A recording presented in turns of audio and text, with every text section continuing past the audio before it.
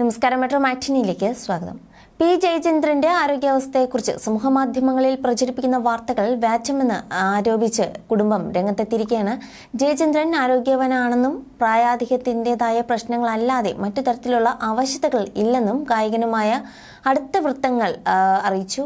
അദ്ദേഹത്തിന് കുഴപ്പമൊന്നുമില്ല. ഇപ്പോൾ പ്രചരിക്കുന്ന ഫോട്ടോ 1.5 മാസം മുൻപ് എടുത്തതാണ്. അദ്ദേഹം ഇപ്പോൾ വീട്ടിൽ തന്നെയുണ്ട്. ആ ഫോട്ടോയ്ക്കൊപ്പം പ്രചരിക്കുന്നത് വ്യാജ വാർത്തയും കൂടിയാണ്. സോഷ്യൽ മീഡിയയിൽ ആരോ ഇങ്ങനെ കഥകൾ എഴുതി വിട്ടതാണ്. പ്രായാധിക്യത്തിൻ്റെതായിട്ടുള്ള പ്രശ്നങ്ങളൊക്കെ ഉണ്ട്, അല്ലാതെ പ്രചരിക്കുന്നത് പോലെയുള്ള പ്രശ്നങ്ങളില്ല. ഗുരുതരമായ എന്തോ ഒരു കുഴപ്പമുണ്ടെന്നൊക്കെയാണ് എഴുതി വിട്ടിരിക്കുന്നത്. അത് തെറ്റായ വാർത്തയാണെന്നും പി ജയചന്ദ്രന്റെ അടുത്ത വൃത്തങ്ങൾ പറയുകയാണ്.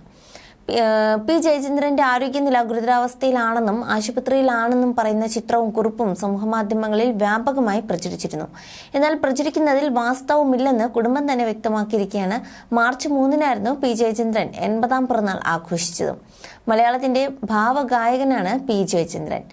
ഭാവഗായകൻ എന്നത് മലയാളികൾക്ക് ഭംഗിയുള്ള വാക്ക് മാത്രമല്ലാതാക്കി മാറ്റിയത് പി ജയചന്ദ്രൻ തന്നെയാണ്. അനുരാഗ ഗാനം പോലെ, അഴകിന്റെ അല പോലെ നമ്മളിലേക്ക് ഒഴുകിയെത്തിയ ആ ശബ്ദത്തിന് 80 വയസ്സിന്റെ ചെറുപ്പം പിന്നിടുകയാണ്. നമ്മുടെയൊക്കെ 5 പതിറ്റാണ്ട് കാലത്തെ പ്രണയത്തെ, അല്ലെങ്കിൽ കാത്തിരിപ്പിനെ, അല്ലെങ്കിൽ വിരഹത്തെ, വേദനയെ, നഷ്ടബോധത്തെ ഒക്കെ സ്വന്തം ശബ്ദം കൊണ്ട് അദ്ദേഹം ഭാവസാന്ദ്രമാക്കിയത് കൊണ്ടേയിരിക്കുന്നു. ആർദ്രവും ശാന്തവും തീക്ഷ്ണവുമായ തന്റെ ശബ്ദം കൊണ്ട് അദ്ദേഹം കേൾവിക്കാരെ എത്തിക്കുന്നത് അനുഭൂതിയുടെ മറ്റൊരു ലോകത്തിലെയാണ്. യേശുദാസും ജയചന്ദ്രനും സംഗീത ലോകത്തെത്തിയത് സമകാലികരായാണ്.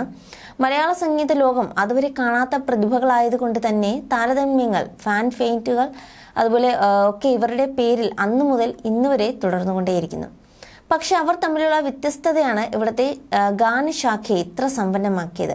ജയചന്ദ്രൻ പാടിയ അനുരാഗ ഗാനം പോലെയോ, രാജീവ നയനയോ, അതുപോലെ മഞ്ഞലയിൽ മുങ്ങിത്തോർത്തിയതോ, നീലഗിരിയുടെ സഖികളോ, സ്വയംവര ചന്ദ്രികയോ, നീയൊരു പുഴയോ, തേരിറങ്ങും മുകളയോ ഒന്നും മറ്റൊരാൾക്ക് അതുപോലെ കേൾവിക്കാരിലേക്ക് എത്തിക്കാനാവില്ല എന്നത് കൊണ്ട് തന്നെ താരതമ്യങ്ങൾക്കൊന്നും അർത്ഥമേ ഇല്ല.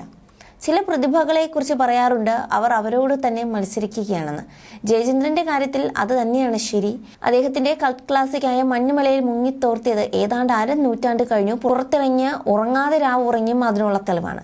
ധനുമാസ ചന്ദ്രിക തെളിഞ്ഞു വരുന്നതും അഴിഞ്ഞുകിടന്ന പുടവയുമായി നിലാവിന്റെ മടിയിൽ വയ്ക്കുന്നതുമൊക്കെ ഇത്ര ഭംഗിയായി കേൾക്കുന്നവരിലേക്ക് എത്തിക്കാൻ ജയചന്ദ്രന്റെ ശബ്ദത്തോളം മറ്റൊന്നിനുമാവില്ല.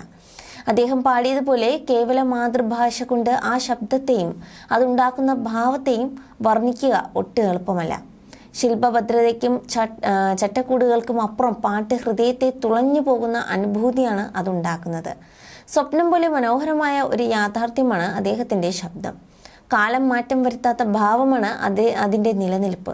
സിനിമാ സംഗീതത്തിൽ നിന്നും 15 വർഷം അദ്ദേഹം വിട്ടുനിന്നു.